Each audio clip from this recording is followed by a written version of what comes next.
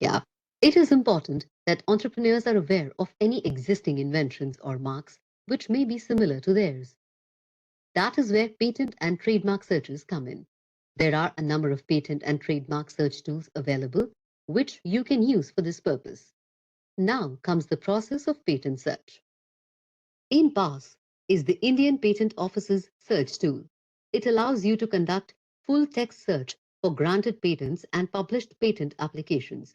You can customize the search results using different keywords and search terms. The WIPO Patent Scope database contains data from 52 patent offices across the world, including the Indian Patent Office. The European Patent Office, EPO, also offers a free search tool where you can search for patent publications in a database of 100 million patent documents.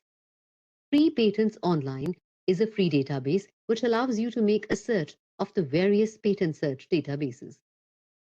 The next step after a patent search is to analyze the search results.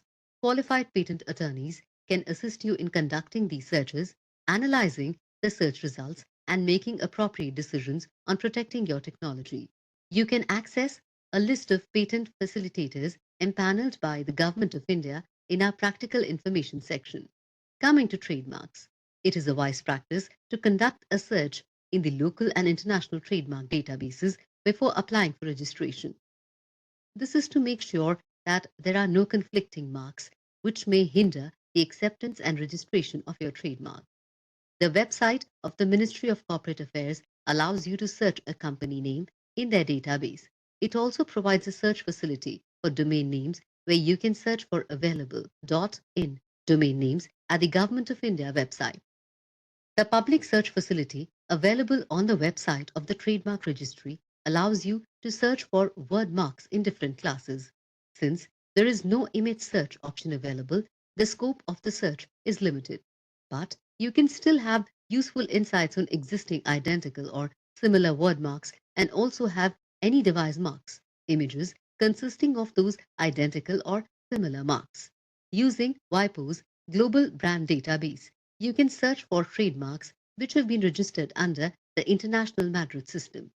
Note that the International Search tool is not a substitute for a trademark search in the national IP offices. Instead, an international search should be used in combination with the search of the national IP office databases.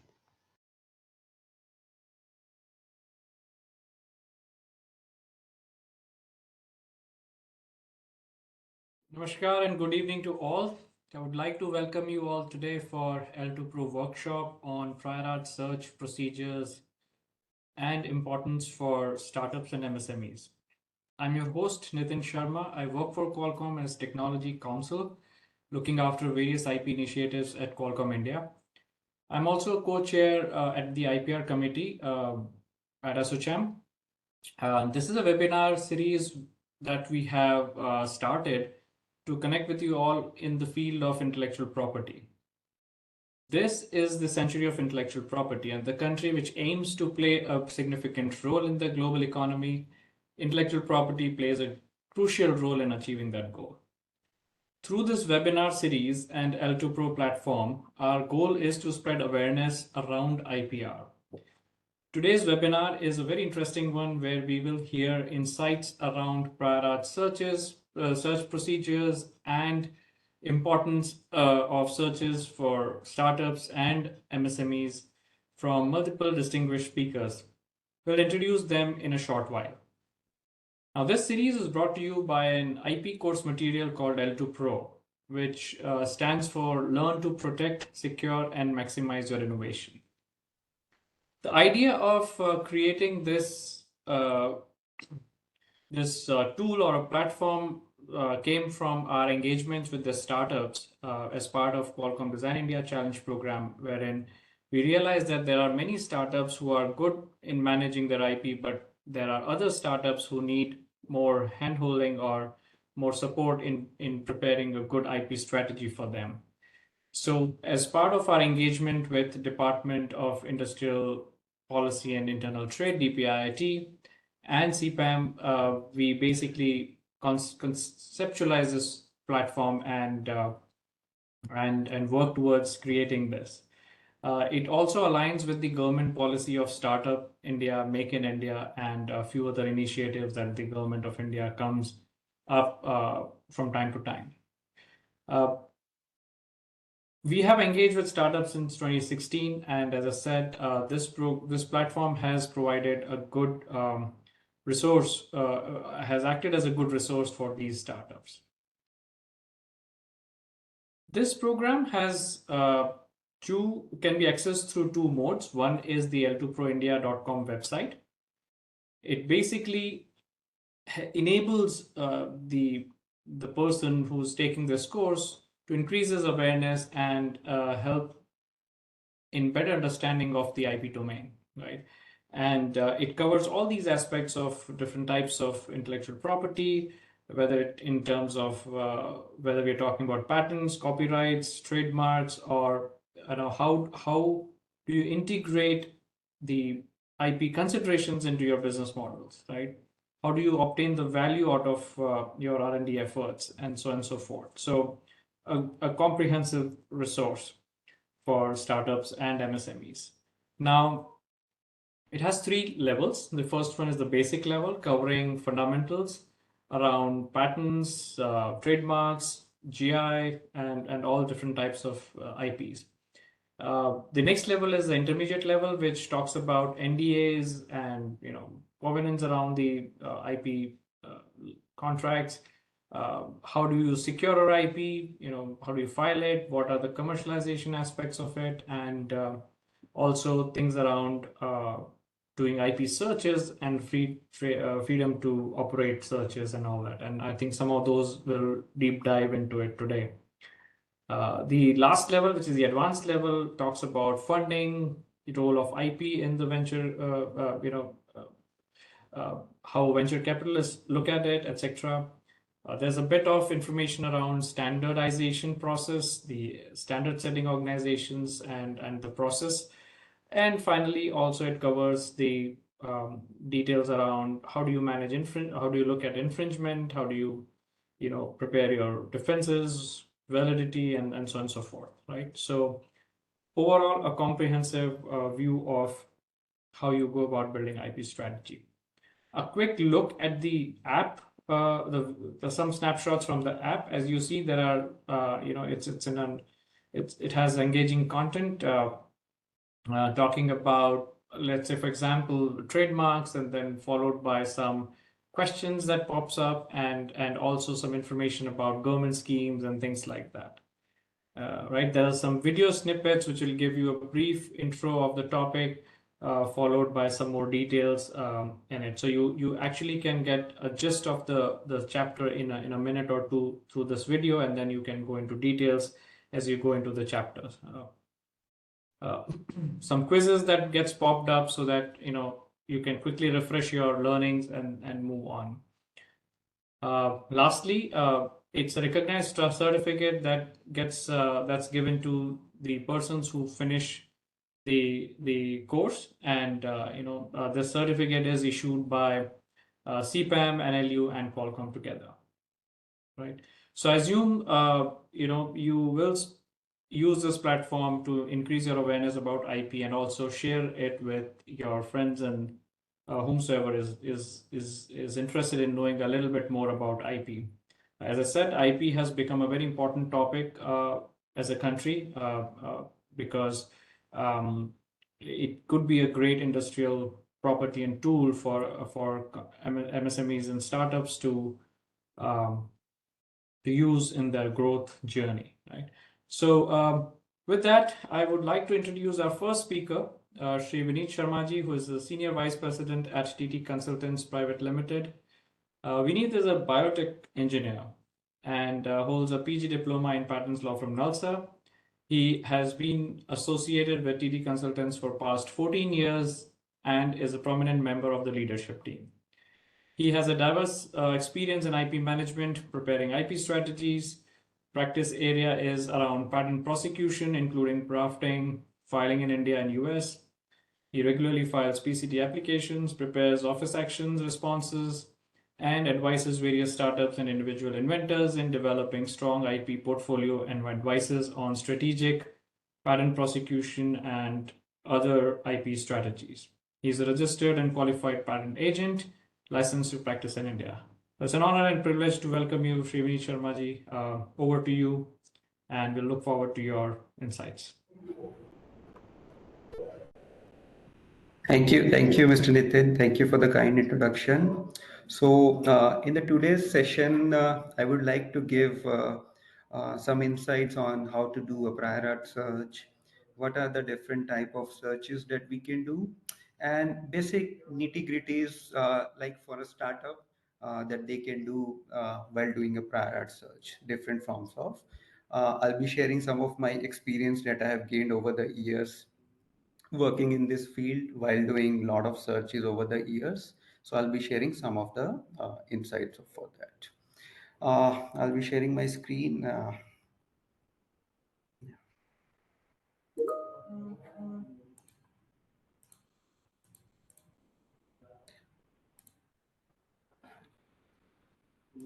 So my screen is visible, I hope. Yes, sir. You can go on. Okay. So just to set the context, sometimes we feel that we have invented a very small invention. The idea is pretty small. It doesn't gonna work in the market, but no idea is small. You never know what is the value of your idea. So never think about on those lines. Whenever you have something new comes up, you have developed something, you invented something, just check with the expert or somebody you know, or you do it yourself, that the idea can be a patent or copyright or whatever form. Just protect it. Just giving a small example of you can see on your screens, paperclip. It's a very small example. The inventor thought that it may not work, but these are very small inventions which have changed the world. We use them in day-to-day life. You can see the second one, the can opening mechanism of like a soft drink can or any of the can of the drink, any of the drink. So these are very small ideas, but they have changed the world. So never think along those lines that your idea is small, it doesn't going to work.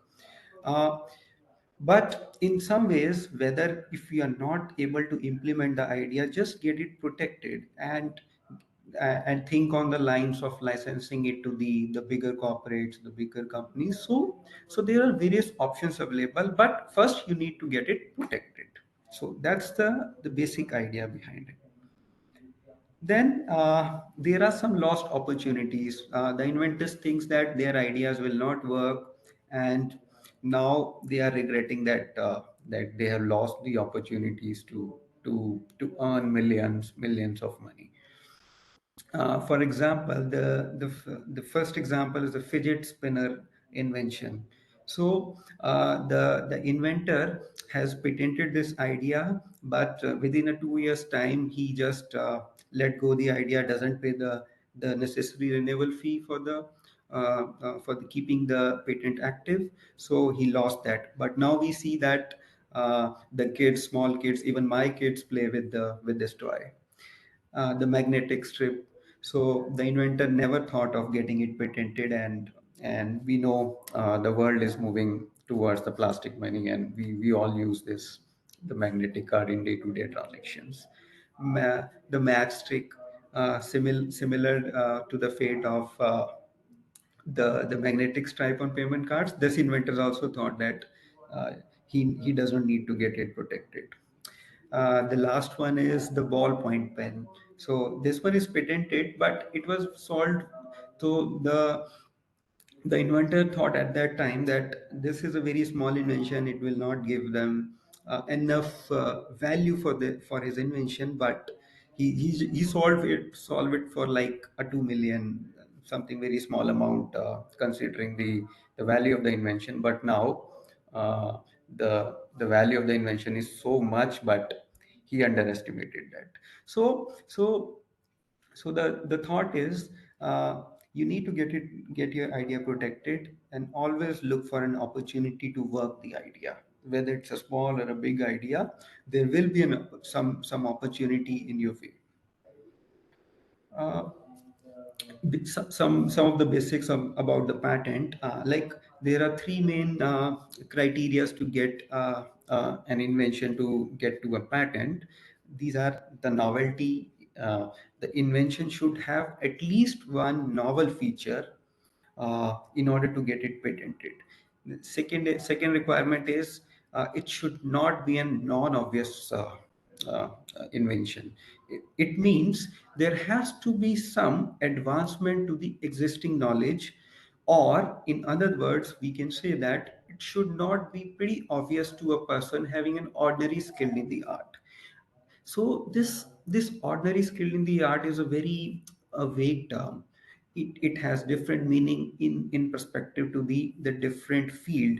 For example, in our training sessions in patent office that I joined in my early career, so one of the examiners at the patent office told us during the session that a regular dhobi can be a person skilled in the art for a washing machine or a washing powder invention, because he knows so much about the art.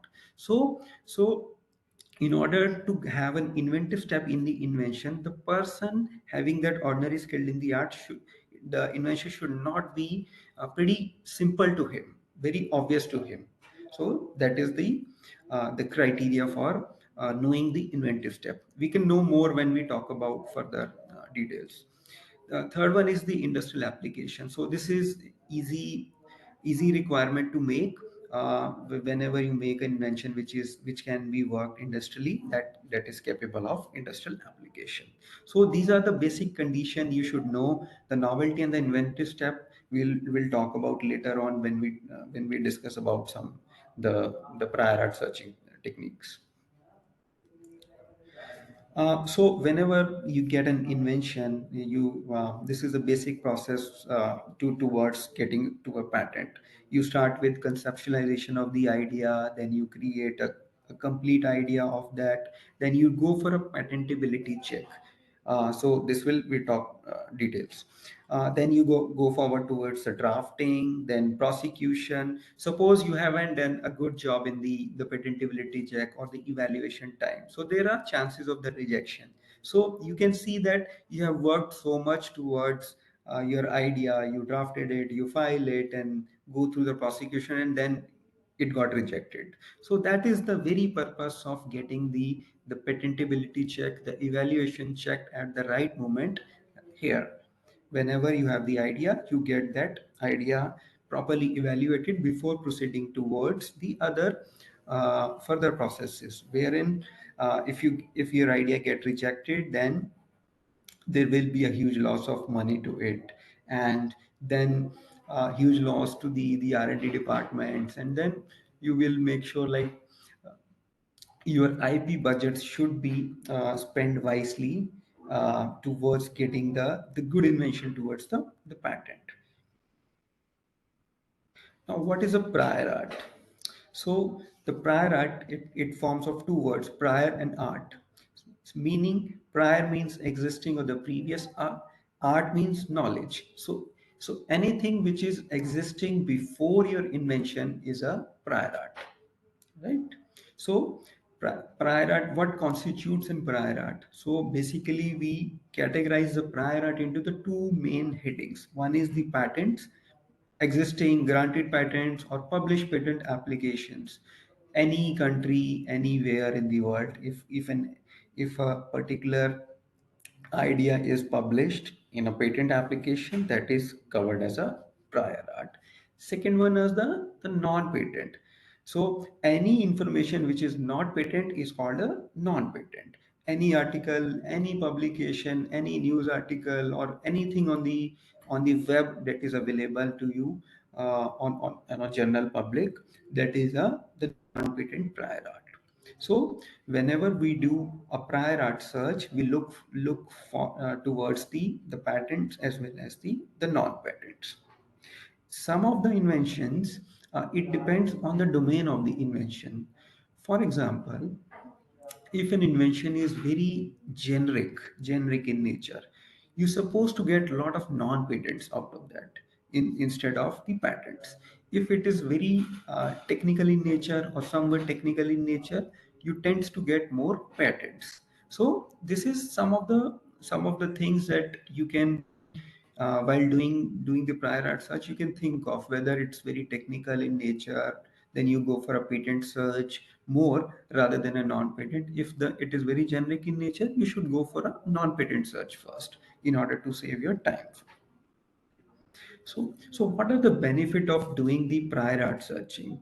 So obviously one of the the main major benefit is to check whether the invention is novel or non-obvious. So these are the two criterias when we talked about getting towards the patent. So first we will check through the prior art whether the invention is new or obvious. Instead of wasting your money and resources in patent filing for an obvious idea, so you should get your prior art search done first. The other advantage of doing the prior art search is, suppose your idea is novel, very good, but how much novel is the idea?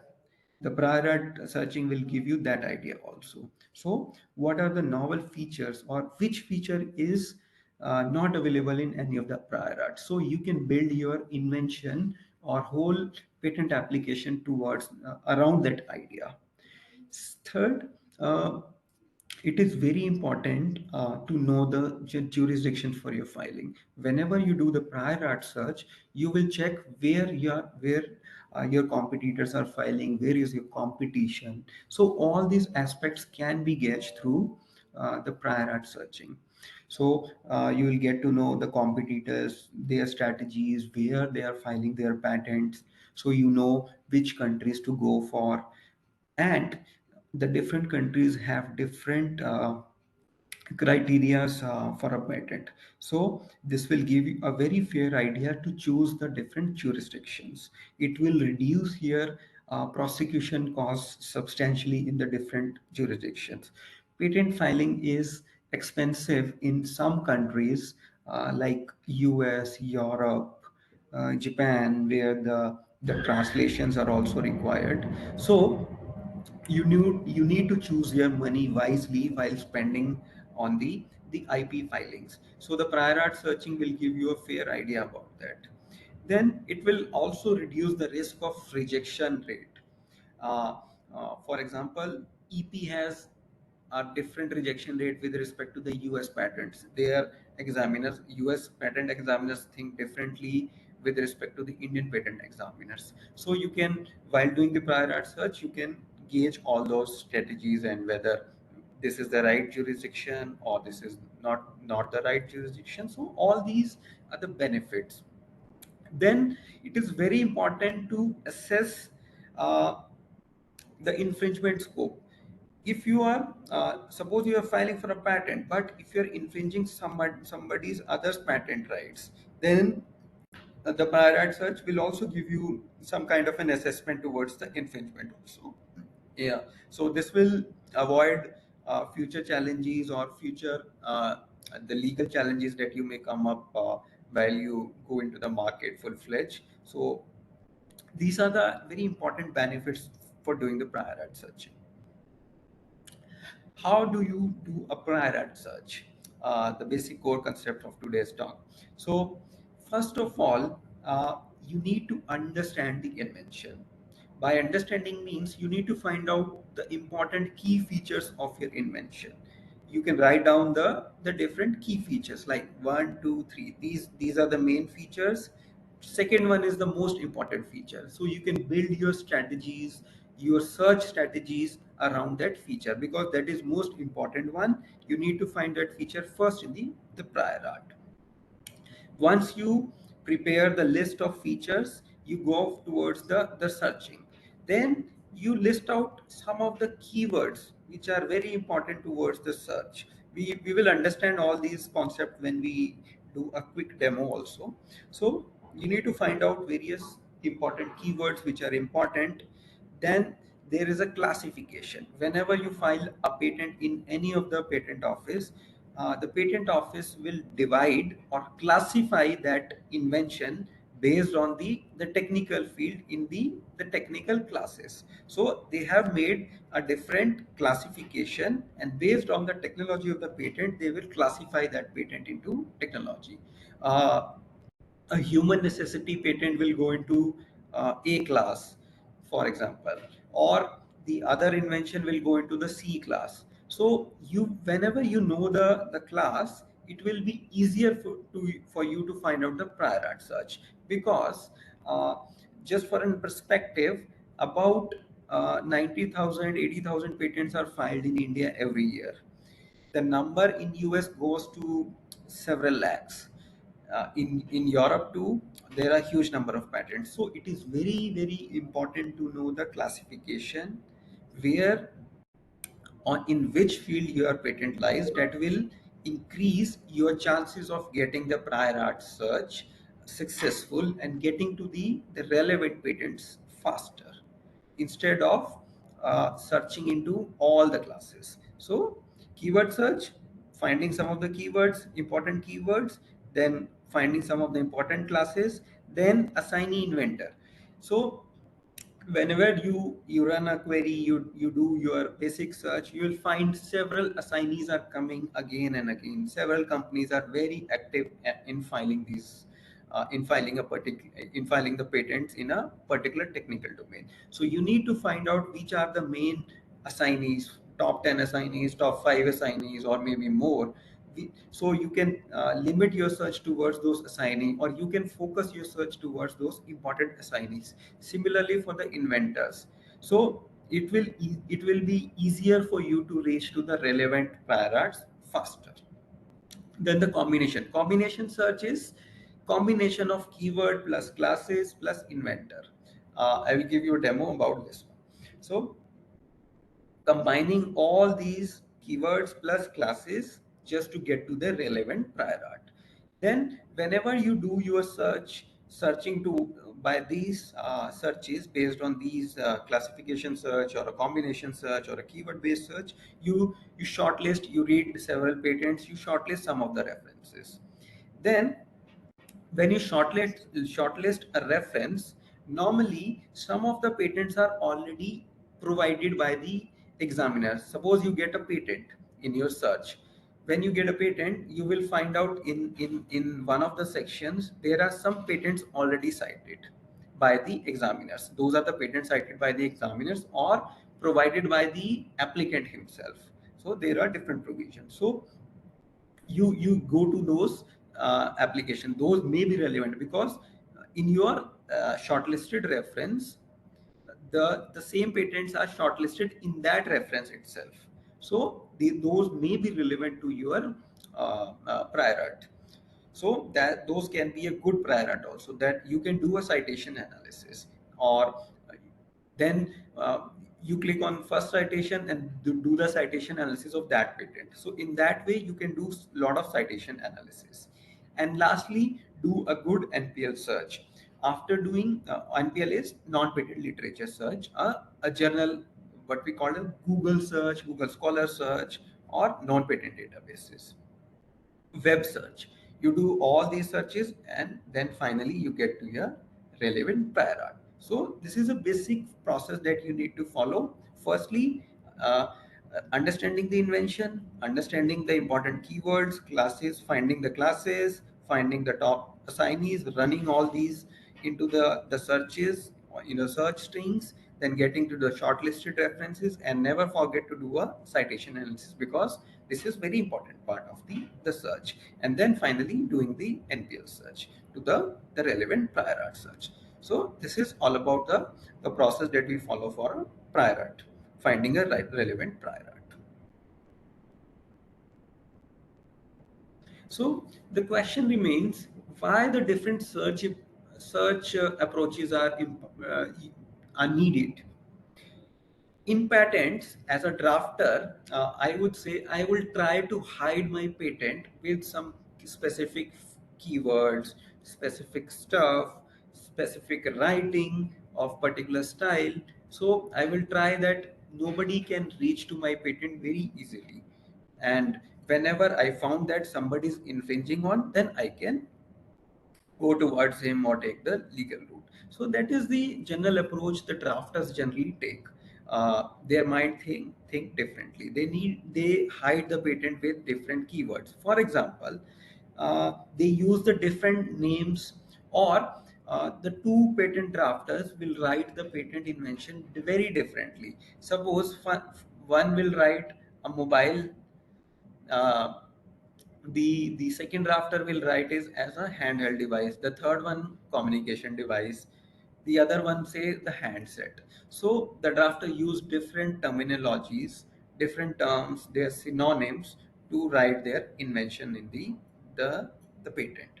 Then some of the words have different meaning in different fields. For example, mouse is an animal in the living things field, but mouse is com- uh, uh, in computer field, the meaning of the mouse is pretty different. So we need to understand these small nitty-gritties of the patent drafting also.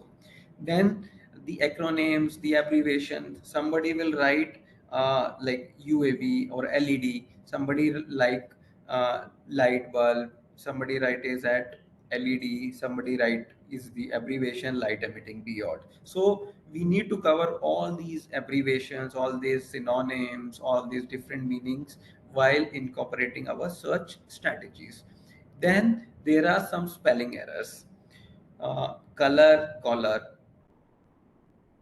these may not be spelling errors with respect to the certain jurisdictions, because in US it is written as color, in India it is written as color. But sometimes as a drafter, in my experience, I say that we can do small errors also like this one, inadvertently. So you never know what kind of spelling error is this. So in order to cover all these variations in the patent, towards suppose you are looking for UAV, but in the patent it is in the most relevant prior art in that domain, it is written at unmanned vehicle. So you miss out that if you don't use both of these words. So it is important that what are the important words in that particular domain. Then coming to the different prior art searches. So different types of prior art searches. Uh, these are patentability search, invalidation search, freedom to operate, infringement search. We'll talk one by one. Patentability search. Patentability search is generally done to check whether your invention is novel or not. This is basically done before filing a patent application. The search done is called, the prior art search done is called patentability search before filing the patent. So there is no particular date criteria. Whenever you have an idea, you do a search that is called a patentability search to check the likelihood of getting the patent. So generally we talk about this search in our previous slides also, patentability search. The other form of prior art search is the invalidation search. This is generally done to invalidate a granted patent. So whenever a patent is granted, uh, I'll give you a very small scenario. A company infringes on B company's patent, right? Or A company has a patent, he found that B company is infringing on his patent. Then he gives the notice of infringement to B. What is the option the B has? B will say your patent itself is not valid. That is, for doing that invalidate, how the patent is not valid of A, you do a invalidation search. Invalidation search is done through a patent whenever a patent is issued. So uh, the date criteria used for this is before this patent application. For example, client A has this patent application. Its priority date is this one. The patent is filed on this date. So before any prior art before this date will qualify as the relevant prior art for this patent to invalidate. Why? Why you will found a lot of prior arts before this one? Because there are millions of patent in that particular field or millions of patent filed. So patent examiner, which who has a limited time to search himself, Generally, in different patent offices, a patent examiner has 1 or 2 days maximum to search on a patent. Sometimes in US, they have like 4 to 5 hours. So they have very limited time. So there are high chances, or very high chances, that the patent examiners may have overlooked while granting the particular patent application. So there are chances of invalidation, finding a relevant prior art to invalidate a patent. Freedom to operate. As the name suggests, it is freedom to operate in a market. Suppose a company has to launch a product in the market without getting a patent, but somebody may have a patent in that market. So how to check it? Through the freedom to operate. You check the relevant patents in the particular market. If you have to launch your product in India, you look for a patent, granted patent in India. If you launch to your product in Japan, China, you look for granted patents in those markets, because if you launch your product into that market, any patent in that particular area, granted patent, you will be infringing on your patent. So in order to have a freedom to operate in that market, you do a freedom to operate search. You look for granted patents, right? If a particular patent is not granted, is granted in, for example, in India but not in US, so you are free to launch your product in US but not in India. So that is a benefit of freedom to operate search. The last one is the infringement. Freedom search is to find the infringers. So you have a patent and you know somebody is infringing on your patent, on your IP. So you look for relevant products, any systems or any services existing in the market who are the infringers. But the important part is you have to look the infringer or the product launch after your patent is filed. So just understand the importance. In the invalidation, we look prior, before. In the infringement search, we look after the filing. Because if we find any prior art before the date, then it will be prior art for our patent itself. So you have to look after the filing date of your patent, any relevant product. So that is called as an infringer. So there are the companies in the world look for infringers in the market. That is their way to increase their revenues through their IPs. If they are actively not launching any of their product of their own, but they have a patent on a particular technologies, so they actively look for infringers in the market to gain money, right? Now, these are some of the databases that you can do for a prior art search. On the left side, you will see the paid databases: Thomson Innovation, Orbit, XLSCOUT, Padbase. Then on the right side, you will see some of the free databases: Google Patent, eSpaceNet. So some of the databases also shown in the video in the starting. The non-patent databases that you can look for is Google Scholar, PubMed, Google Search. If you have a chemical related invention, then you can go for Sure Campbell, ChemSpider, or PubChem. ACM is for electronic, basically site series, multi-domain, non-patent database. So these are all the databases that you can try while doing the prior art search. I'll give you a small example. Suppose you have an invention. This invention talks about window cleaning drones designed with a computer that controls up and down movement with the help of ropes and cables. So this invention relates to a drone cleaning the high-rise windows of the high-rise buildings. That is a labor-intensive work. That is a costly work, difficult work to execute. So the invention is related to the drone that can do that work. That is computer controlled by the computer.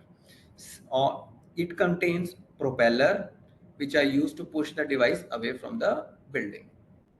So this is a problem statement or the invention statement I have with me. I need to do a prior art search for this invention statement. What I'll do, I will look for a brief domain, window cleaning drone for buildings. Then I'll find out some of the key features. Like what we find out in this invention is three important features that I have noted. Window cleaning drone designed with a computer that controls up and down movement with the help of ropes and cables. It should have a window drone which is having a computer operated. It should have some propellers which is used to push the device away from the building. After the water is sprayed from the drone, microfiber scrubbers clean the windows while an attached squeegee is used to remove the excess water.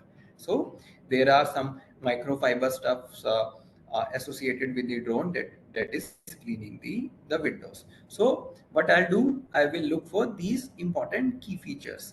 So I'll do a small demo for that.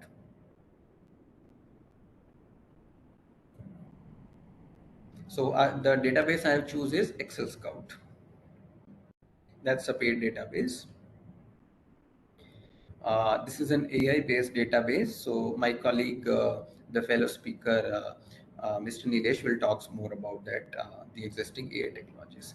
So what is the problem that we have? What is the window drone, right? So what we'll do, in here, I will go for uh, window or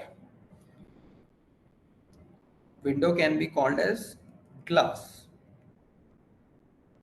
right? Understand? So these are different synonyms that I've used. Somebody may have written window, somebody may have written glass. So for the benefit of the time, I have noted some of the keywords here: window, glaze, casement, glass, prepane, mullion, mundan. So these are different synonyms I have found that. So whenever you do like the database is provided, like I write a term here, window. So there is a corpus there. So it will suggest the different words, right? You can choose the different word for which can be used for windows. So the different drafter may have used different words to describe their invention, like windshield. So these can be very important words for your invention. So based on the suggestions, you can take these suggestions from Google, dictionary words. So any means you can find out different meanings or different synonyms for particular word, how the particular word can be written in different language, different patterns, right? Similarly, what I have done is window, glaze, casement, glass. So these are some of the words I have chosen. Then I have chosen, I want window, uh, the purpose is cleaning or washing. So I have used two words for that, cleaning and washing. So similarly, I have placed a query for that, right? I'll run that query here.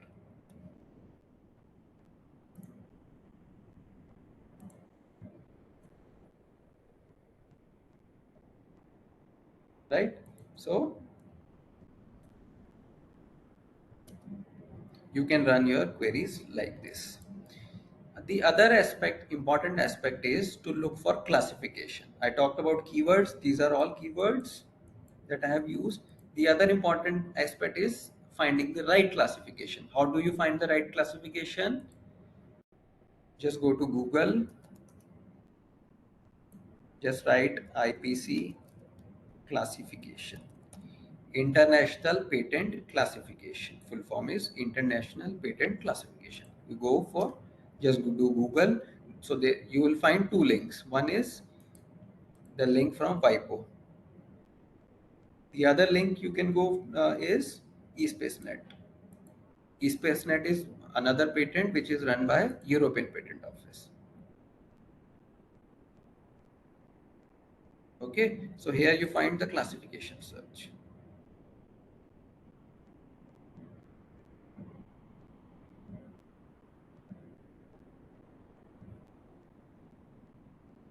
In the meanwhile, it opens up, then we can go for this one.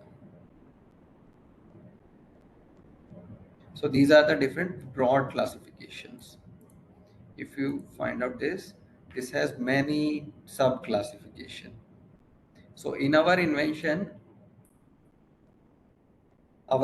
was window cleaning drone.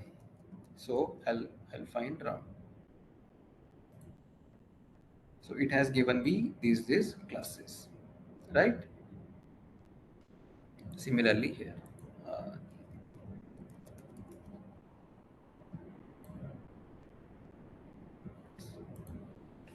okay. So similar search can be done through eSpaceNet also. I have written same word drawn. It has given me these keywords. So it has also highlighted that this this is very relevant.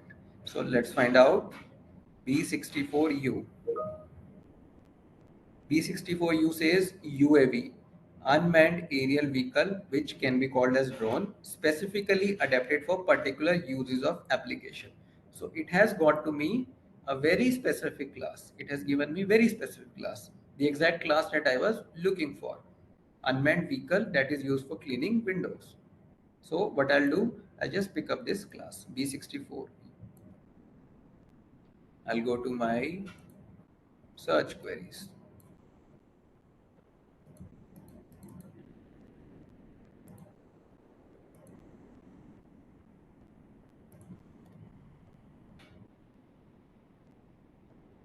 Okay, so I'll just enter this class into my search query, classification IPC.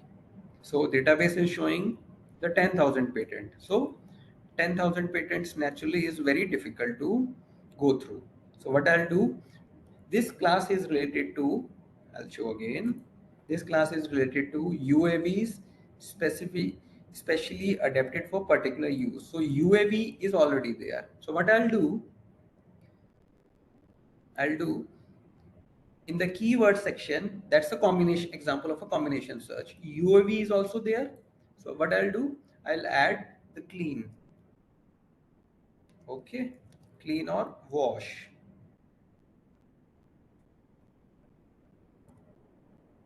Meaning of star is that clean can be written as cleaning, cleaned, or multiple ways. Similarly, washed, washing, washer.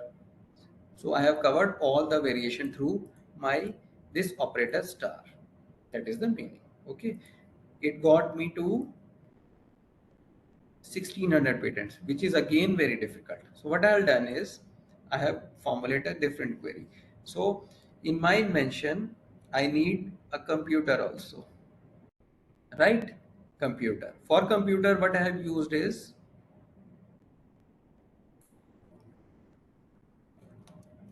and I will need, so with the classification, I have got UAV class or the drones class. Then what I need is cleaning. I enter the word cleaning. Along with the cleaning, I need computer, machine learning, right? Computer can be machine learning, algorithms, machine learning, this one. So these are different.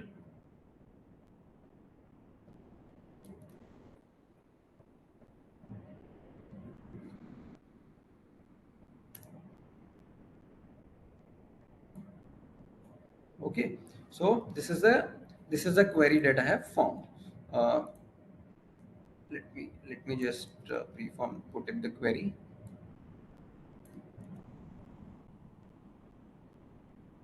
It has got to me the 6,000 patents, right? So what I can do is I can, yes,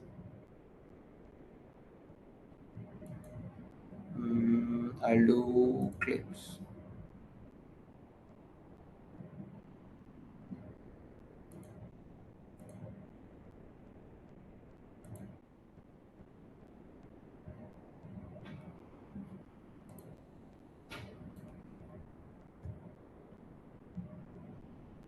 Yes.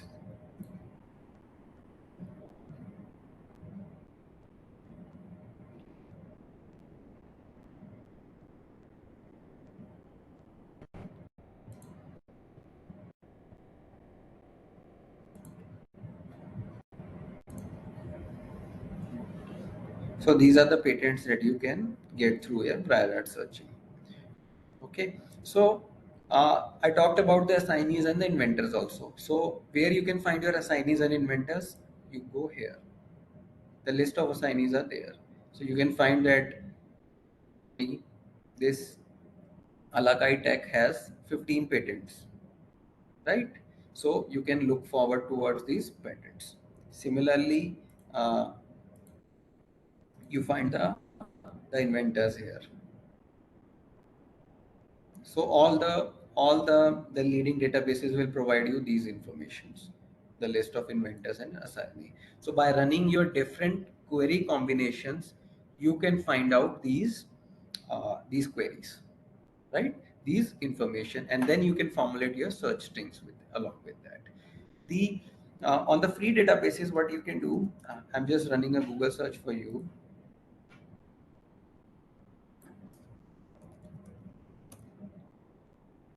In the Google search, you don't have to run this complex query. What you can do is cleaning drone. So that was my problem. Okay.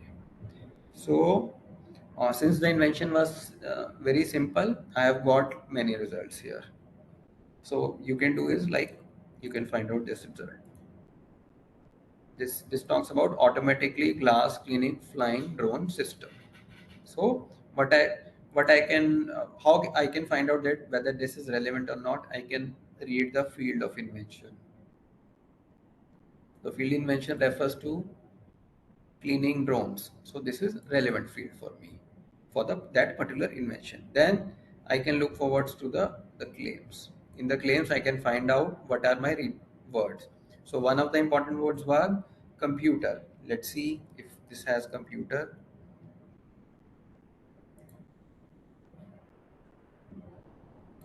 Computer is there, but in different context.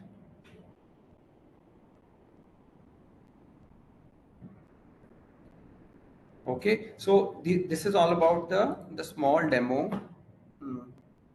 Small demo of how you can do a prior art search. Similarly, you can do the uh, the uh, in the different databases, you can run your queries and do the other stuff. So with that, I'll just stop here and give the dice to my fellow speakers.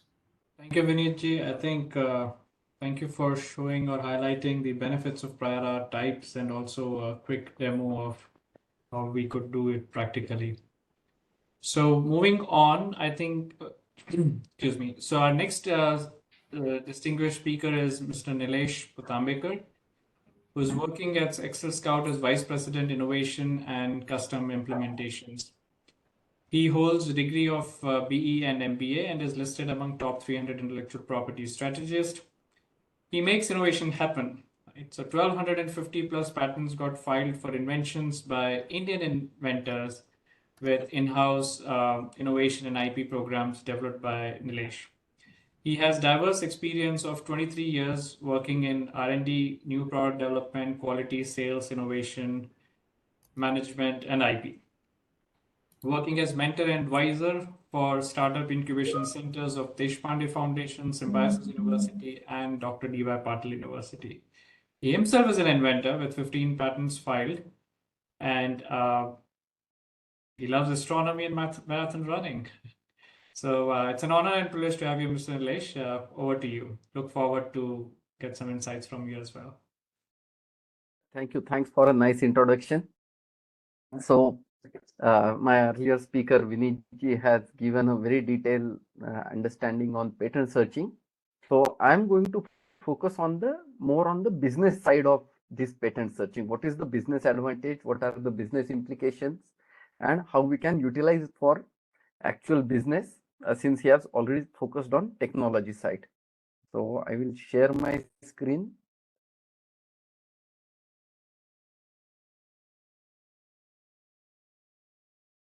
Let me know once it is visible.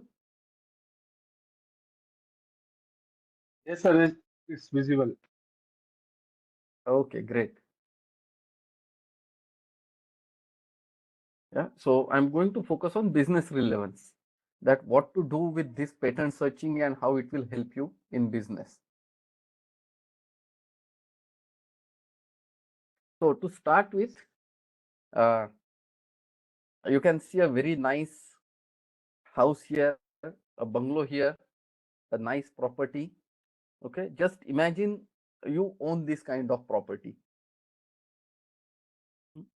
So why I'm speaking of property, because when we say patent, patent is intellectual property and it is very, very similar to a real estate property.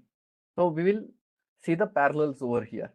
So if you see a property is there and if you want to purchase it or you want to build something like this, what you will do? You will own the land, then you will check the title. Title should be clear, correct? So the current owner should be full owner and no one else should be claiming on that. That is the clear title. And then if you own this land and want to build something like this, it should be a non-agricultural land. There should not be corporation reservations.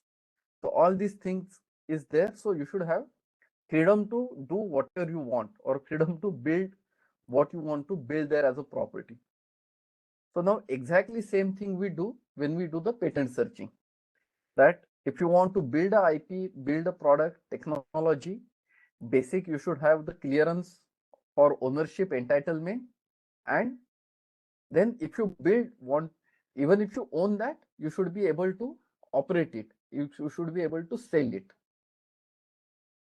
Now, even if you see, and that is the exact same parallel between IP, that is the intellectual property, and the real property.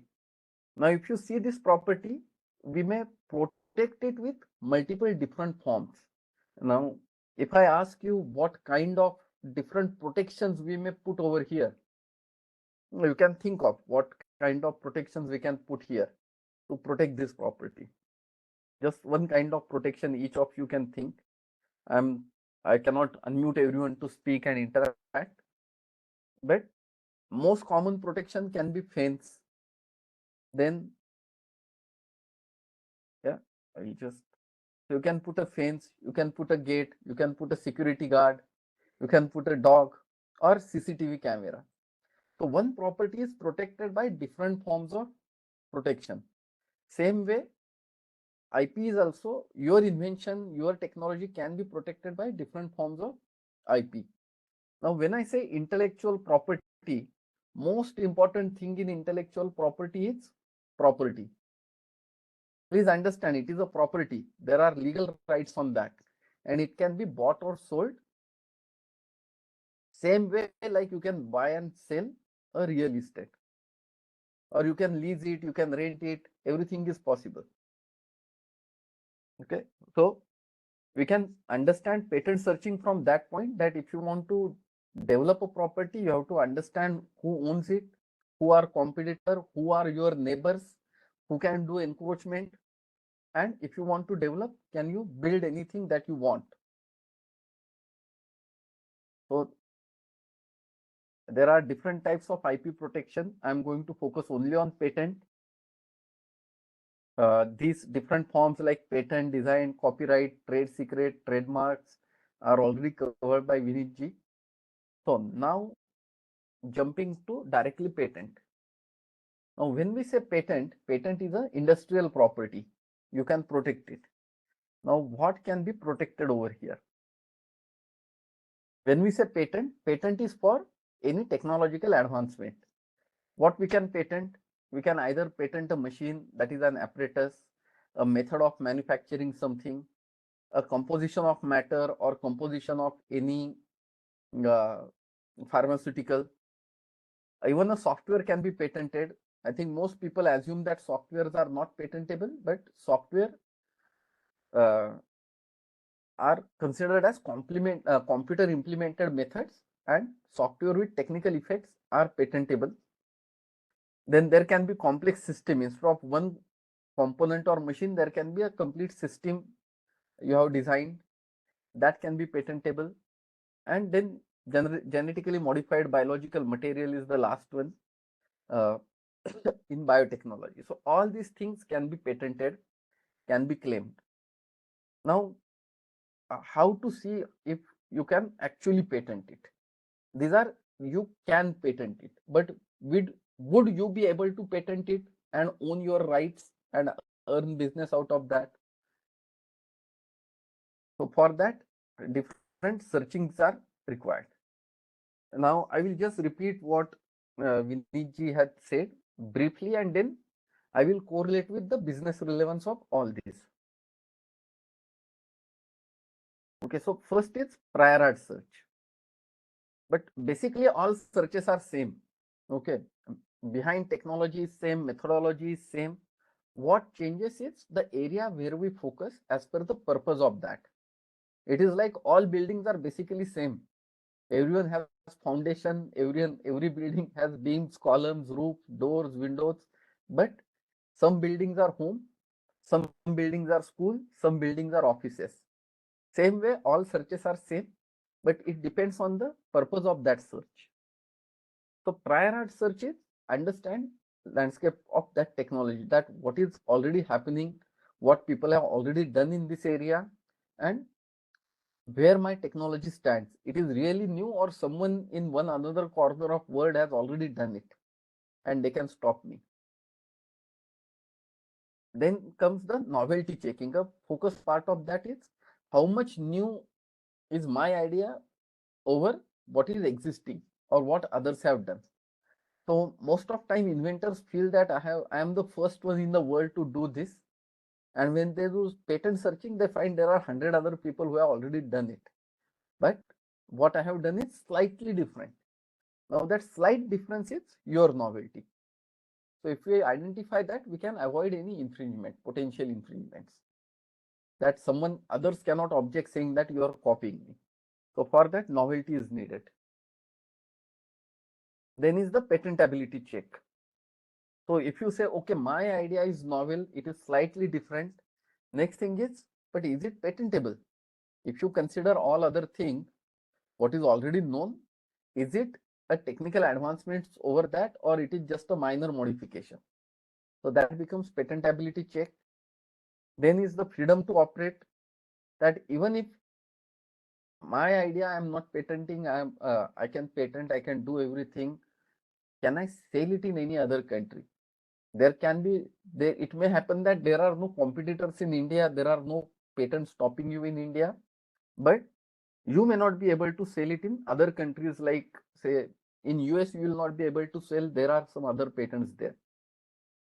And lastly is invalidation, that if at all someone objects you that what you are selling, I already have a patent on it, so then there is the invalidation search, that can we make their patent rights null?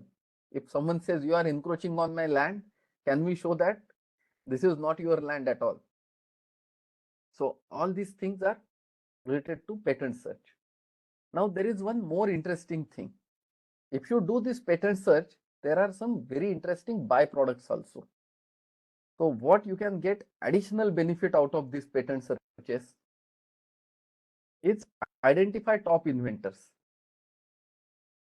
So you can understand who are the top inventors. Now what you do with that, you can collaborate with them, or you can identify which companies they are working with, or if you want, you can offer them job, that join us. Then you can also, patent searching will show you top university and top researchers. They are very useful for collaborations. Third is, you can do the competitor watch with this patent searching, that there may be some known competitor, but patents will show that there are some newcomers or unknown competitors who have filed the patents and you were not aware of that, because patent data is not very easily you can say accessible. It is freely available, but not easy to access. Vineet ji showed you that you have to build queries and dig it out. Also, you can find technology adoption speed, that if some technology is now picking up the speed, or I want to do something, but that technology was hot 3 years back. Today, people have stopped investing in that. Then probably if I am developing something, market is not going to rise. Even that kind of commercial decisions you can make. Also, you can find countries with high or low technology trend. That in one country, this technology is getting highly adapted. Many companies doing investment there. In other countries, it is not getting up. So you can decide where you can procure some material or set up your manufacturing or sales network. And last is most important, you can find expired patents. So all the expired patents are free to use. So if something, patents have limited life, plus they need to be renewed every year. If something is not renewed, it is free. I think Vineet ji, the previous speaker in his presentation showed one example, the frigate spinner, where that person did not renew the patent and then it was free to use, so many people copied it. So something, a large company might have developed some technology but not renewed it. They don't have interest, it is free to use. So all these additional information also you can get from the patent searching. Now, there is a famous tool in engineering, 5W1A, that is, we can ask this question. I'm just putting it for patent searching, that, as I said, all searches are same, but you need to identify what is the purpose, as I showed in previous slide, and then these questions can help you. So what is to be protected, then why it is to be protected, that will define the purpose of your search. Then when to apply for IP. Generally, we say that apply at the earliest, but unless you have done searching and clearances, you cannot apply for patent. Otherwise, there are high chances of rejection. Then where? Which are the countries where you can protect? You may protect as an Indian citizen, you can protect in India, but you may have business interest in other countries where you can export. So you have to file separate patents in those countries also. Then who is the inventor and who is the owner? So if you have done collaboration with any researchers, freelancer or institutes, they may still remain inventor, but patent rights will be with you. And then how to manage IP, how to utilize the patent search results is the last part to make this decision.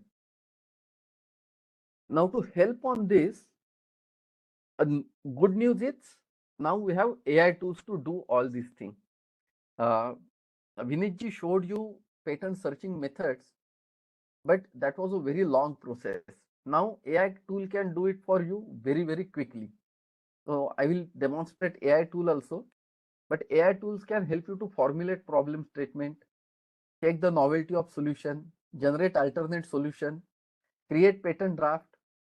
So complete IP process can be automated, and also find evidence of use if anyone is using your technology. So all these are now new technologies available, and we can utilize them for improvement of your business, technology, and building strong IP. Now, we are speaking about patent searches, but why to do patent searches? Why is basic question? Because there are landmines in IP. As you get exposed to global businesses, you get exposed to their IP and restrictions in technology use. So these are landmines. Even if by mistake you put on that, it may explode. Because when we say that others should not copy my technology, we have to make sure that we are not copying someone else's technology, knowingly or unknowingly. So in patent searching, what is important is quality of documentation, that you have done searching and maintain that result till for sufficient long time. Respect the IP rights of others. Then do the prior art searches to make sure that you are not infringing somewhere. Check the freedom to operate, that there is no prior art but anyone to stop you, but you should have sufficient freedom. as I explained that you may have land, but you do not have permission to build on that. Then check on infringement.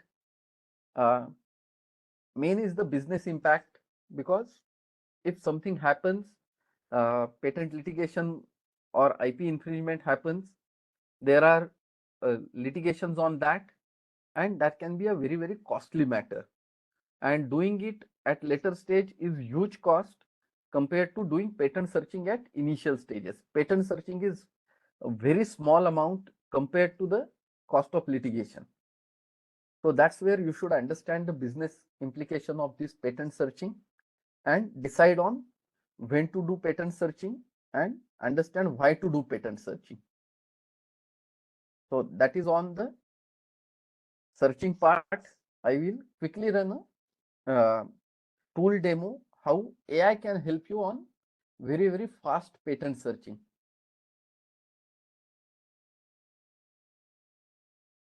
I will share, once again, I will share my screen.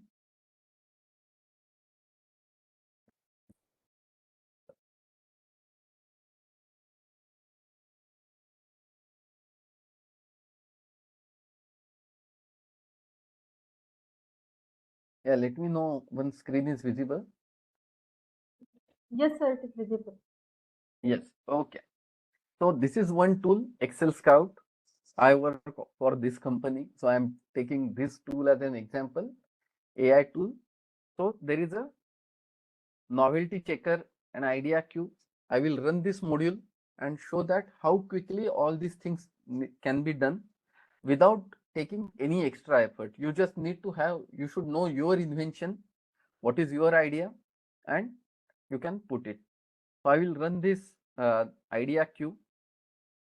So once I click there, I get this window. That is, what is your problem you are trying to solve, what is invention title, and brief description of invention. Now here brief description is to be provided in normal English language, like an engineer will speak.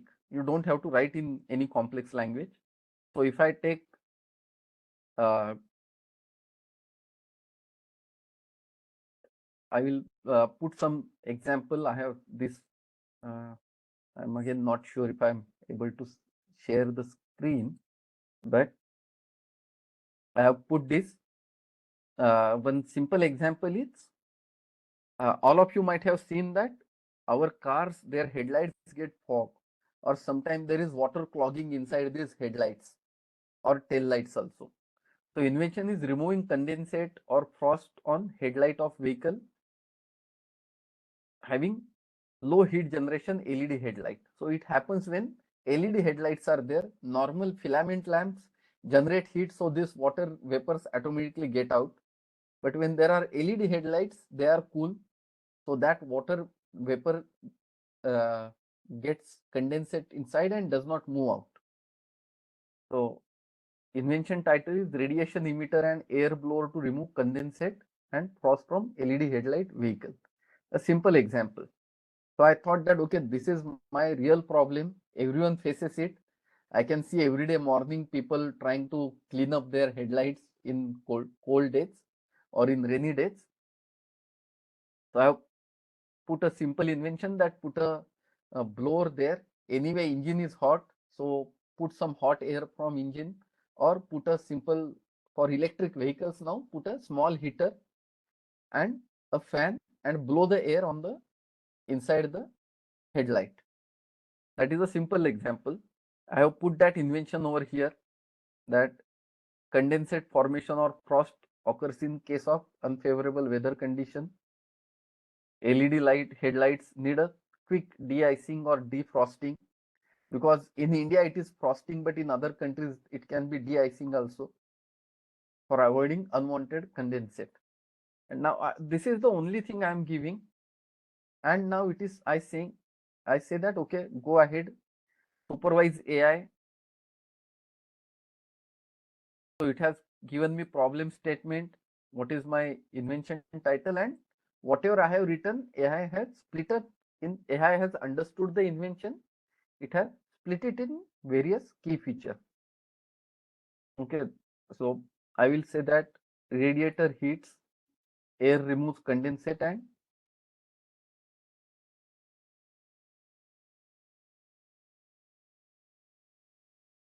yeah, these are my important features, 3 key features, and I say, okay, go ahead. So you may remember that my previous speaker Vineet ji showed that you have to identify many keywords, because window can be seen as window, glass, pane. Same way here, you can see it has identified keywords automatically. I don't have to do, AI has done that. Okay, and I can say air blower is one of the concept, and it has already identified multiple key concept of that: hot blower, gas blower. So whatever is relevant, it has already found out. Or if I say frost, it's freeze, cold, chill, quench. All keywords are readily available there. I don't have to do anything. If I feel that okay, something needs to be added, I can add. I go ahead. Then there are classification, patent classification. AI has already found it for you. You can have a look. If you feel okay, something is not relevant, you can remove, or say, okay, go ahead. Everything looks nice. AI has done nice job. Go ahead, run. So it will do it, and in few minutes, I will get the result. Now it is running, but for your benefit, I have already ran this case before this. So removing the condensate frost from headlight, this case is ready with me. And if I see the result, you can see that it has in fact found what I thought is my fantastic idea. Okay, there is already a patent, headlight with anti-condensation protection vehicle, and not one patent, there are multiple patents on that.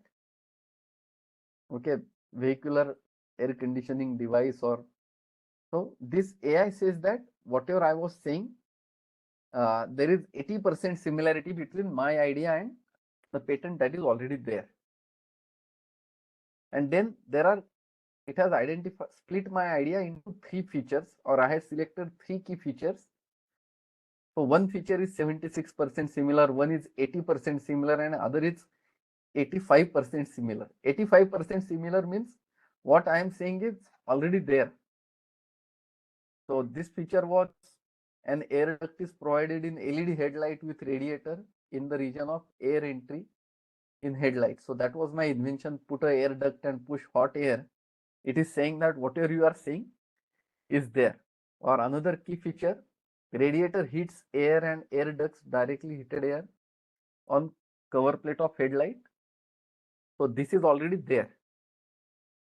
That means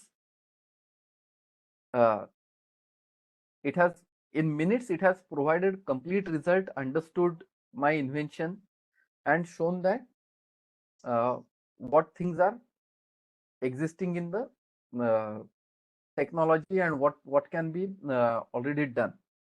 Now here AI also gives one more interesting thing,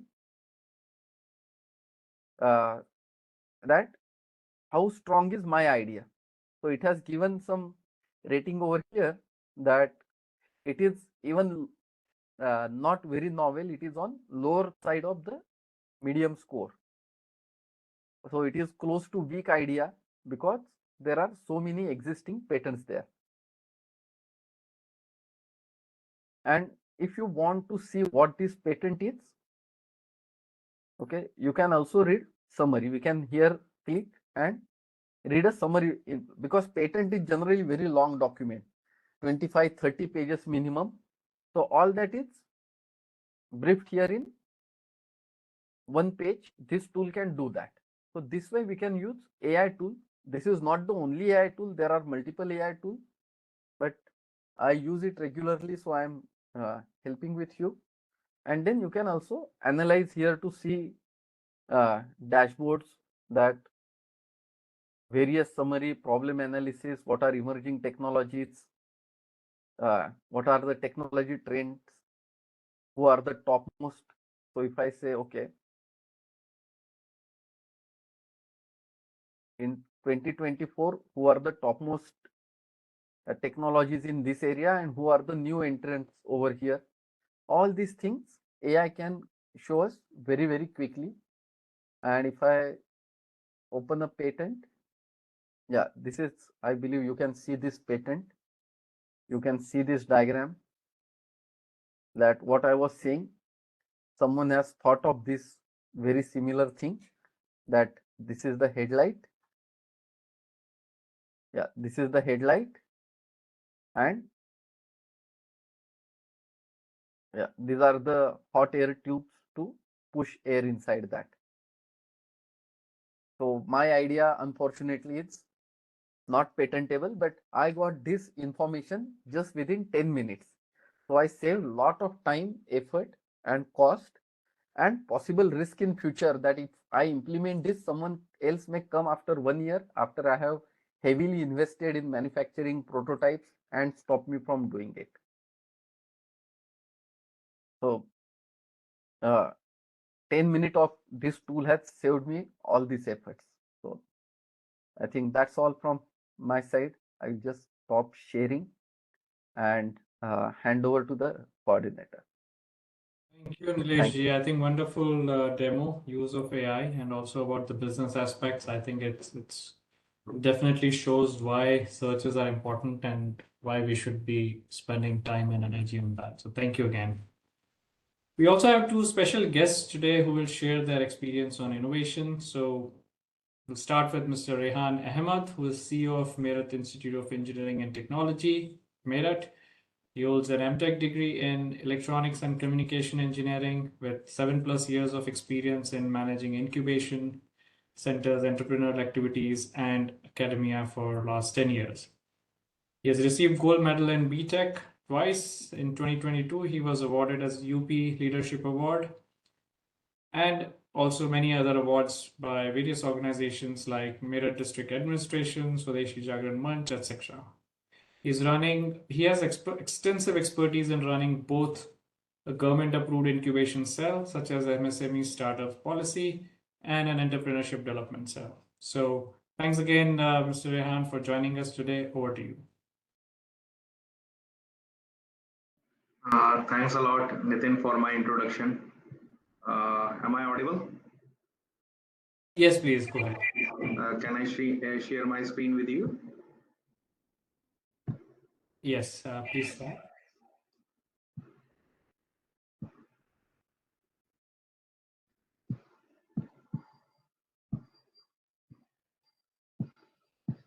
Is it visible? Is it visible? Yes. Okay. So I will not take much of your time, and let me introduce myself. That my name is Rehan Ahmed. I'm working as a CEO in MIET Incubation Forum, which is hosted by MIET Institute of Engineering and Technology. I will share some of my success stories of my startup with you. And as MIET Institute of Engineering and Technology was established in 1997 and is also achieved a rank of 4th in Best Engineering College in Uttar Pradesh also. Under the umbrella of MIET group, we have 4 different institutions like MIET in Meerut, MIET Kumaon in Uttarakhand. There is another institute, MIET Institute of Technology in Meerut, and IPAC, that is Indraprasth Engineering College in Ghaziabad. MIET got many recognitions and approvals from different ministries, like we have approval from Niti Aayog, Idea Lab, we have been funded by MSME, AICTE, Starting UP, and also recognized by Startup India. Now, as far as incubation is concerned, so MIET has a different Section 8 company, that is a non-profit organization, which is MIET Incubation Forum. And I am working as a CEO in MIET Incubation Forum. Our main aim is to provide a platform and support to budding entrepreneurs. We are a Section 8 company, that is a non-profit organization, and we have been recognized by MSME, central government, Startup India, central government, and Start in UP, that is a state government policy. What we do is basically pre-incubation, incubation, and accelerator is also there. Our main focus is on economic growth, strategic growth, as well as social impact of our startup. These are some of the glimpse of incubation facilities which we are provided to our startup. That is, we provide a 360-degree support for setting up of any kind of business. That includes the mentoring support, digital marketing support, website development is also there. We provide infrastructure support, and also funding opportunities is also there. Our main USP is we provide a JAM portal training portal, that is government e-marketplace. In our institute, we have 142 state-of-art laboratories and 28 center of excellence. These center of excellence established by a reputed company around the globe like Robot Bosch, Festo, Siemens, Red Hat, and so on. As far as incubation infrastructure is concerned, these are some of the glimpse of incubation space. As I already told you that we provide infrastructure support to our startups. That includes a personal computer with personal Almira. We provide a separate cubicle to our startup, to all our startups. As I already told you that in our institute, we have 142 state-of-art laboratories and 28 center of excellence. These are some of the glimpse of prototyping facilities which we have. We also follow the culture of Industry 4.0, as you can see in the picture also. We have a separate robotics lab, satellite lab is also there. And these are some of the glimpse of equipments which we have. So any innovator can join us. We have a separate conference hall for our startups, as you can see in the picture. We also have a display room where our startup can showcase their product, as you can see in the picture also. This is our portfolio. At the moment, we have 87 startups, out of which 26 are graduated and 12 are exits. Currently, we have 49 on board, and out of 49, 47 are in physical mode and 2 are in virtual mode. We have a mentor pool of 25 plus, and industrial MOU signed till date is 20 plus. As I already told you that we have a base of 87 startups, so we are sector agnostic. We have a startup belonging to almost every sector of the society. These are some of the notable achievements which we have, that we have been honored and recognized as a top 5 incubator by the Honorable CM of Uttar Pradesh, as you can see in the picture also, top picture. And I have been awarded as a UP Leadership Award in the bottom picture. Our startup is constantly winning the national level awards. That last year also one of our startup is awarded as a best tech startup, and the award he received by the Honorable Governor of Uttar Pradesh. This year is also one of our startups received the award of best tech startup in Uttar Pradesh by Honorable Governor of Uttar Pradesh, which is Srimati Anandiben Patel. These are some of the performance track record is that, as I already told you, that we have been recognized and honored by Honorable CM of Uttar Pradesh. This year, 4 of our startup crossed a revenue of 1 CR. This is our major achievement. We have also raised a fund of 1.25 CR as a grant for our startups. Some of our startup is also recognized by MIET and Google at Scale Academy. One of our startup is also awarded as a best stall among 800 stall in UP, the Uttar Pradesh International Trade Show. We have one of our startup is also awarded as a best proof of concept by AICT. We are also working with self-help group. At the moment, 350 plus self-help group associated with us. 250 plus jobs have been generated by us, and 25 plus awards have been won by our startups and our incubation team. So the details of those 4 startups who crossed a revenue of 1 CR is in Logical Innovation Private Limited. He is basically a technology trainer, and he provides a technology transforming in tier 3 city. And one is Green Enviro 24 Private Limited. He is basically a manufacturer of mobile toilet and biodigester tank. Shikhan International Private Limited is associated with the sports sector. Probiz Private Limited is associated with security solutions.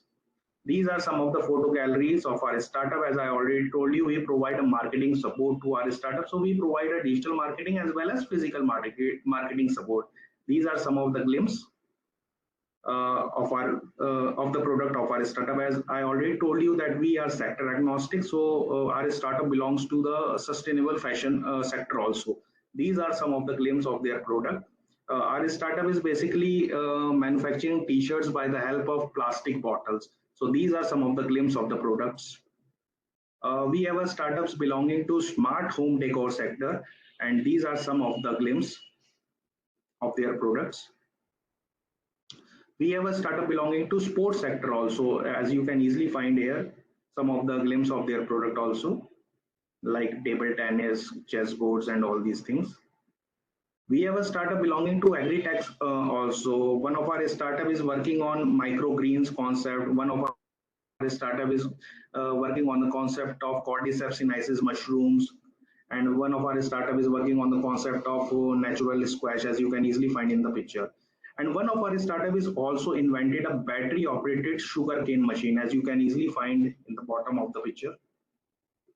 We have a startup belonging to the manufacturing sector also, as one of our startup is manufacturing mobile toilets and biodigester tank, as you easily find in the picture. And one of our startup is recently invented a device named rotoduction, basically an induction what you can say that.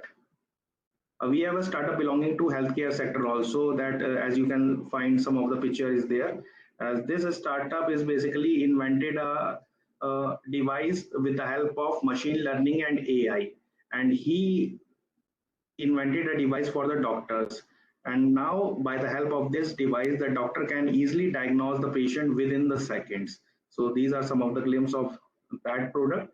And in the bottom of the picture, you can find, and we said that is awarded as a best proof of concept. He basically invented a, you can say, herbal stat formulation band-aid. These are some of the glimpse of tech-based startups which we have. This is basically a device named Signify. One of our startup invented this device, and this device is converting a sign language into a speech form. So another startup is basically invented a cyber shield for stopping the cyber threats. We have a startup belonging to EV sector also, as you can find in the top picture is there. One of our startup invented a tricycle, battery operated tricycle. And in the bottom picture, one of our startup is working on battery management system. That is a concept of prepaid batteries. We have a startup belonging to the social sector also. One of our startup named Logical Innovation Private Limited is one of our alumni also, and he's having a turnover of more than crores at the moment. And in fact, he is also praised by Honorable Prime Minister of India, Narendra Modi ji, in their Mann Ki Baat.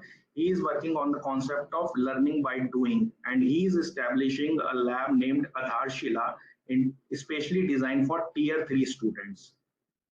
We have a startup belonging to social sector named Rajbala Prakratik Products Private Limited. Their both founders are 90% physically disabled. But in spite of that hurdle, they are having a vision of making India Atmanirbhar Divyangjan, and they are having a revenue of at the moment 32 lakhs. They both are manufacturing Dopati Diya by the help of cow dungs. So we are also closely working with self-help group at the moment, 350 plus self-help group associated with us of Meerut region. As you can see in the picture, we provide a marketing support as well as regularly training session to these kind of self-help groups. Like as you can find in the picture, we provide a mushroom cultivation workshops as well as many things to them. These are some of the glimpses of our events. We regularly showcase flashes the advertisement of our startups, as you can easily find on our social media page. Whatever be the equation, whatever be the occasion, whether there may be a teacher day contest or 15 August or Eid, Deepavali, our startup regularly posting their flyer on our social media. We have been also invited as a guest in Governor House, as you can easily find in the bottom of the picture. And these are some of the glimpses of our startups. As you can easily find some of the glimpses of the shows which we already attended. We regularly conducted training sessions for our startups also, like we already conducted a training on bonsai, and these are the glimpses of mushroom cultivation workshops. These are some of the glimpses of events which we already conducted. In fact, Honorable CM of Uttar Pradesh also praised our startups, as you can easily find in the picture. These are some of the glimpses of physical marketing supports. These are some of the glimpse of the job generated by our startup. At the moment, 250 plus jobs have been generated by our startups, and these are some of the offer letters which we have. These are the industrial MOUs. As I already told you, we have been recognized by the state government as well as the central government, but now our main focus is to having a tie-up with foreign countries. So these are some of the glimpse of international tie-ups, as we have a tie-up with Intellect Hub Dubai based incubator. We have a tie-up with Startup Middle East Dubai. We have a tie-up with IXL Group Dubai. We have a tie-up with PUM organization that is based in Netherlands. We have a tie-up with Jitex. We have a tie-up with DP World. These are some of the glimpse of that tie-ups. These are the network resources which are available at the moment for our startups. And these are some of the glimpse of the commercial agreements. We provide a media coverage to our startup also, as you can easily find in the glimpse. These are some of the glimpse. Honorable CM also praised one of the product of our startups.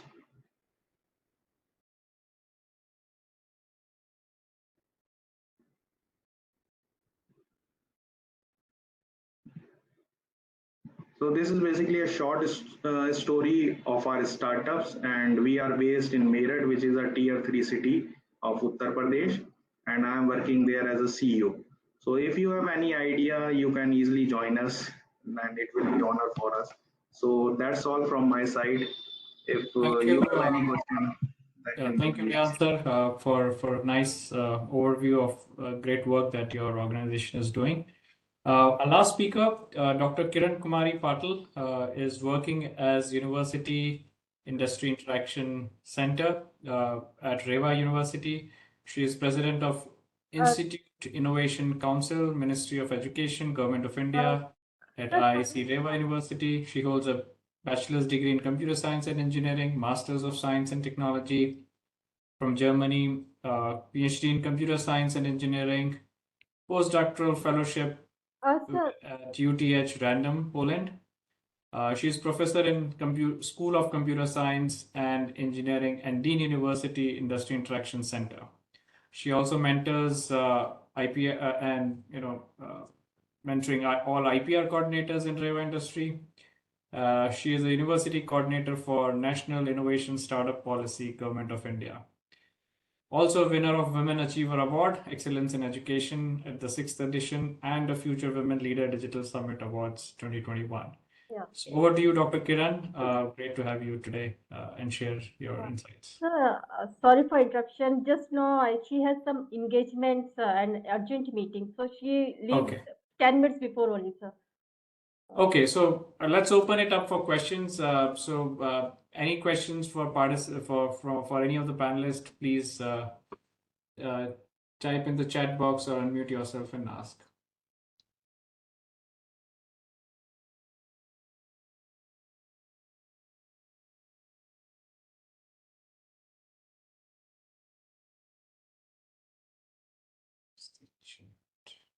Parul, can you help with the questions if there are any in the chat box? 1 minute, sir. Just propose.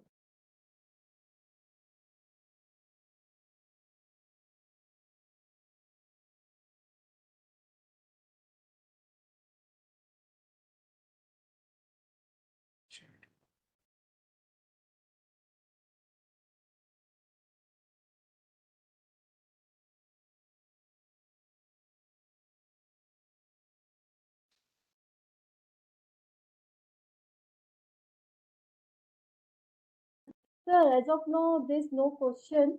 Only somebody asked for the PPT. And Okay. Yeah, I think we'll share circulate PPTs based on the. we'll share the question if any of the attendees should be asked any question.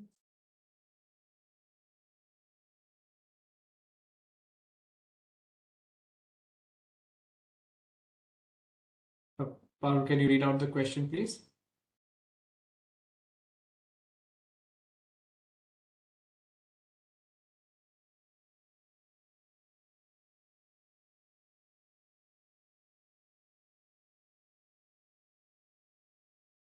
Sir, as of now, no question is for. Okay. by attendees. So I didn't find any question over here. Okay. I think I would probably pose a question to any one of you who would like to answer around search. And I think the question would be that, especially around, infringement analysis, right? I think when you do these searches, if let's say if it's a technology which is being used inside a product, how do you basically use your search tools, whether it's AI based or others, to kind of do it and find that a product is infringing, right? I mean, there could be a variety of implementation details, etc. So if you have come across any such practical example wherein you were able to take a set of claims or an invention and see if there is a implementation, product which is implementing that, right? Not a standard base or something which is easily visible on the screen, but any practical experiences, please. Yeah. So I will start first, not how it is done, but when it is done and why it is done. How probably Vineet ji is expert in telling that. So infringement analysis is done when you suspect someone is either infringing your product or patent. Someone has copied your technology. At that time, infringement analysis is done, or someone is accusing you of doing that copying. Okay.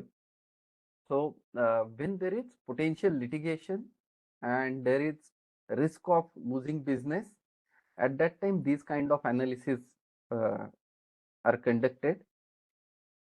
Infringement analysis is mainly to understand if anyone has copied your technology. So we have to understand their product, their technology. Sometimes their product tear down may be required, or product literature detail analysis may be required, and then we map it with if they have whatever they have done, is it mapping with what our patent is saying? Because our rights are limited to what is claimed in patent. That is more important. I have developed entire product, but patent may be on one component of that product. So if someone has not used that component, there is no infringement. They may copy product, but avoid my enhancement. They may do it in alternate way, or they may use older technology, then that may not infringe.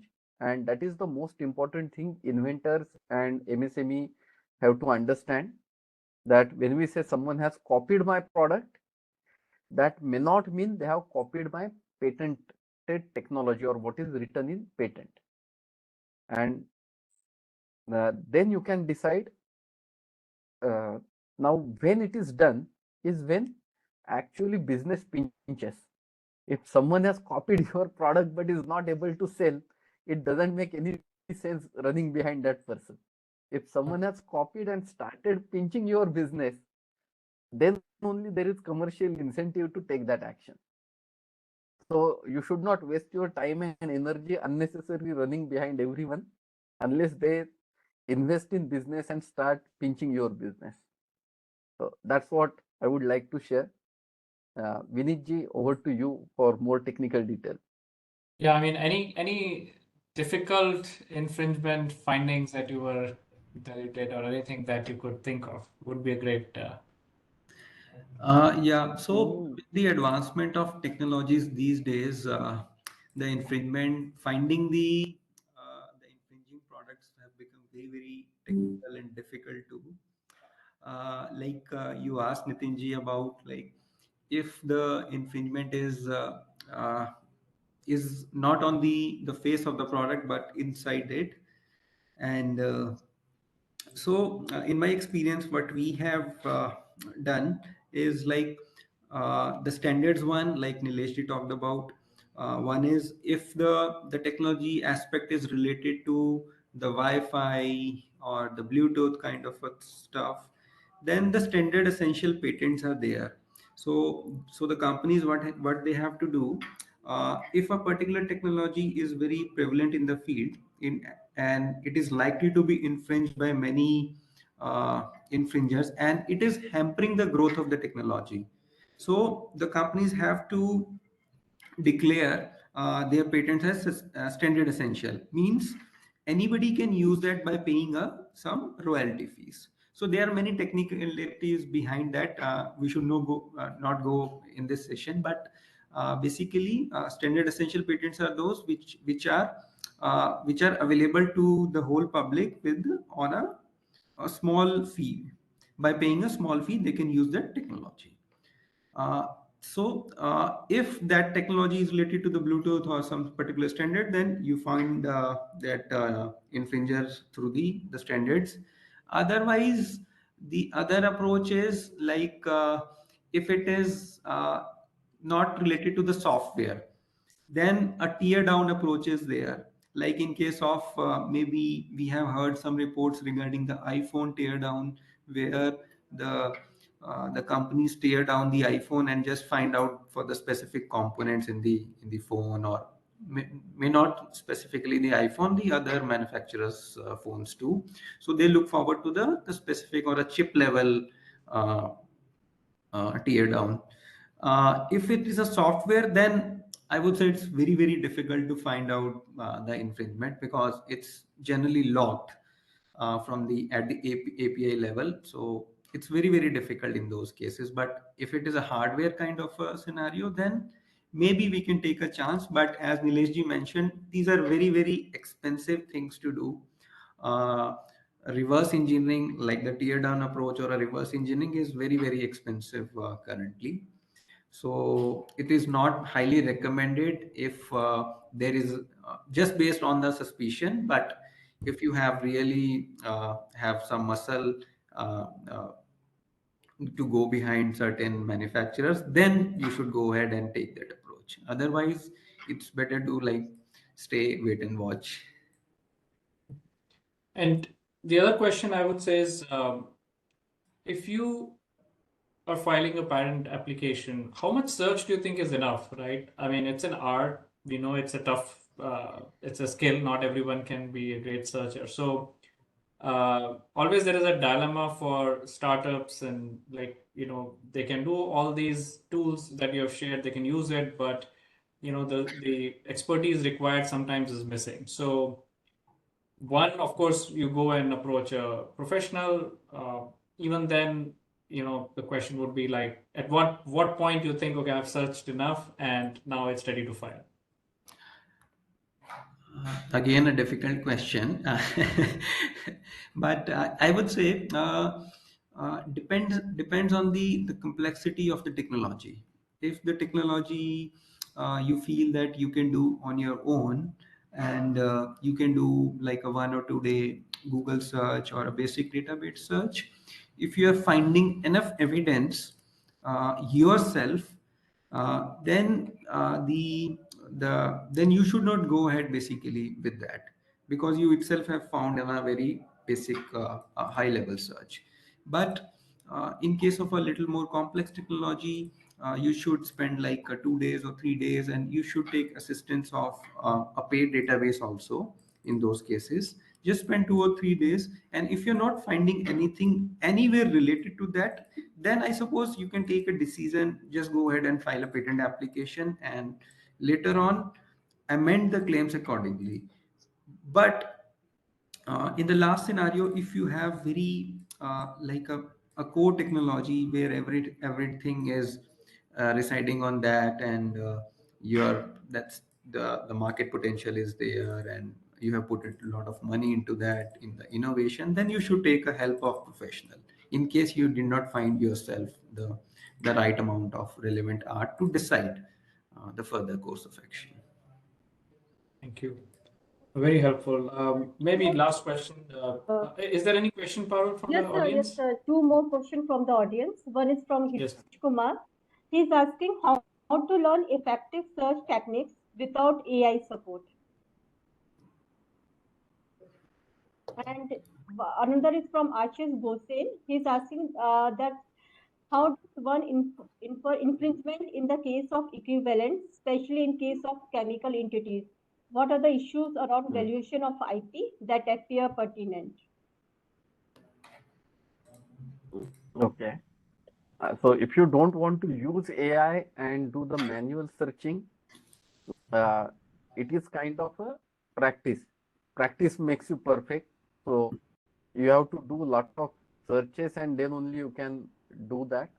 There can be some online courses also available how to do that, but it is like learning cooking by watching YouTube videos. So, so take it with a pinch of salt. The practice here, you should have good understanding of subject matter. That is the first thing. Whatever you are searching, if you are good at that technology, your search will be much more effective. And I will like to share that if you search something and you find that, oh, there is nothing coming close to my technology, that means something has definitely gone wrong. Okay. So if you say that no one in the world has done something like this, there are no patents, something is definitely wrong in searching. There will be patents, may not be exact one, but coming close to you, where you can find there is some differences. And your idea is novel about that. So always try to find something that is coming close to your idea. May not be overlapping, but coming close. So you should not stop till something close is found. And then you can find that only by doing more practice, you will get some tricks and tricks how to do that. Then I think second, can you please repeat the another question? Yeah. Just in addition Vineet, to what take it. Nilesh ji has said, you can also refer to some of the videos the particular database provides. There are specific videos available, like in case of XLSCOUT, the video is there. You can refer to that video. In case of Orbit, that I also know that they also provide some videos to learn the searching on their particular database that you can always refer to. Yeah, Nilesh ji, please go ahead for the second one. Yes, Yeah, sir. Parulji, can you please repeat the question? Yes, this is from Ashish Gosen. Sir, he's put in the question and answer query that this is for Nilesh and Vineet. Many thanks for your presentation. How does one infer infringement in the case of equivalence, especially in case of chemical entities? What are the issues around valuation of IP that appear pertinent? Okay, Vineetji, can you speak on the equivalence, how to infer infringements? Yes. So the equivalent infringement is a very tricky sort of issue because the laws are pretty different in the jurisdictions. In US, there are different. In India, there are some specific sections like section 3E, 3D that talks about pretty differently in relation to what the other World Patent Office talks about. But the general bottom line is, in case of an equivalent, uh, the thumb rule is if the same component is at the same place and providing the same function, then it will be called as an equivalent. But there is, in case of a chemical, it is very difficult to predict that, though that is a general law that I just explained about that, how to for example, in case of an LED bulb, in suppose an invention claim says there is a bulb in the bulb has to be there in the circuit, but instead of a bulb somebody has used the LED bulb. That is an equivalent case. If the LED bulb is not providing any extra function, just the purpose of the bulb is to provide the light there, then it is called an equivalent. But if there is a specific function of the bulb written in the claim, then we have to little go deep down and check the function also to whether they can be called as equivalent or not. In case of a chemical, the scenario is little different because in a composition claim, you cannot say that particular A component, B component, or a C component is playing that particular function, because the combination of all the medicines, of all the components, is creating a effect or giving an extra effect of that medicine or that composition. So getting to the equivalent is not possible in case of a chemical composition patents. So in that case, section 3D comes into our help, which says that if a component C or a component D, which is different in two composition, so we need to see if addition of that component C is giving an extra effect to the other composition, then they are not equivalents. If the component C is giving an extra effect, or like for example, earlier the efficiency was 80%, but now it has increased to 90 or 92, 94%, then there will be a margin for like it is giving an extra effect, so that can be the patentable thing. And similarly, going backward towards the infringement is little difficult to predict, but equivalent in the chemical, it is very tricky case. It has to be dealt with case to case basis, and need to see the whole technology behind that. Thank you. Any further questions, Parag?